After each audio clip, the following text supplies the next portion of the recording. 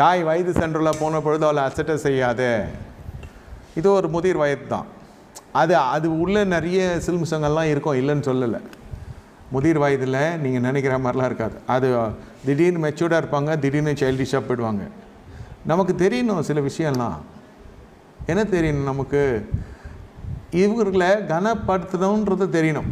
நீங்கள் கனப்படுத்துகிறீங்கன்றது வேறு, அன்பு பாராட்டுறேன்றது இது வேதம் சொல்லாத காரியத்தை நான் சொல்கிறேன்.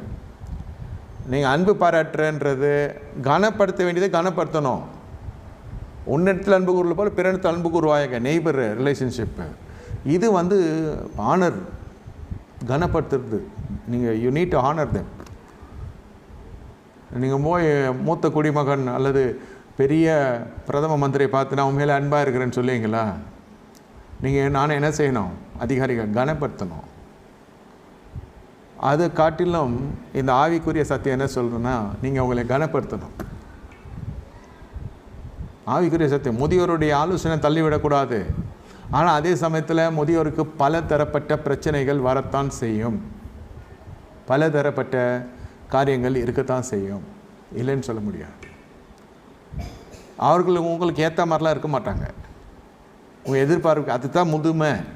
முதல்ல ஃபீச்சர்ஸ் எல்லாம் டிஃப்ரெண்ட்டாக இருக்கும். முதுமைக்குரிய சரீர தோற்றம் வேறு மாதிரி இருக்கும், வாலிபர்களுக்குரிய சரீர தோற்றம் வேறு மாதிரி இருக்கும். இல்லை, இது எழுத்தின்படி சொல்கிறேன். இப்போ கிழவன் குமரன் மாதிரி இருக்கிறான், குமரன் கிழவன் மாதிரி இருக்கிறான், பாவம் உள்ளே பிரவேசிக்கிறதுனால. ஆனால் பொதுப்படியாகவே இதில் இவ்வளோ பெரிய இடைவெளி இருக்கும். அதை வச்சே சில பேர் என்ன செய்வாங்கன்னாக்கா, ரொம்ப அதிக பிரசங்கித்தனமாக சில காரியத்தை செஞ்சு தன் வாழ்க்கையில் சாபத்தை விரிச்சு கொள்வாங்க. அப்படித்தான் ஈசாக்குடைய முதுமையும் அந்த பார்வையற்ற தன்மையும் பார்வை மங்கலை யாக்கோபு பயன்படுத்தி கொண்டார் என்று சொல்லதை விட ரெபேக்காலத்துக்கு கருவியாக செயல்பட்டுச்சு அந்த அம்மா. என்னையா அது இப்படி சொல்கிறீங்க? ஆமாம், அதுக்கு என்ன அது பனிஷ்மெண்ட் ரெபேக்காலுக்கு தெரியுமா உங்களுக்கு? கடைசி வரைக்கும் 2 பிள்ளைங்கள சாவர வரைக்கும் கூட இல்லை. இது ஒரு பனிஷ்மெண்ட்டு. உன் மேலே வர சாப்பம் என் மேலே வரட்டும், போடா, முதல்ல சொல்கிறத செய்கிறான்னு சொன்னம்மா. விட்றா வண்டியன்னு சொல்கிற மாதிரி. அதுக்கு பிடிக்கல அந்த அம்மாவுக்கு. இந்த அந்நிய அவகாசம், அந்நிய குமாரத்திக்கெல்லாம் வீட்டில் மருமகளை புழங்கிறது பிடிக்கல. ஏன் கிச்சனு, ஏன் சாமான், ஏன் புருஷன் கட்டின வீடு, எந்த நாய்க்கு இடம் இல்லைன்னு சொல்கிறாங்க இல்லையா? இது அந்த கேட்டகிரி. ஒரு பக்கம் கர்த்தருடைய பார்வைக்கு அது பொல்லாப்பான ஜாதிகள், அது வர்றது விரும்பலை ஆண்டவர்.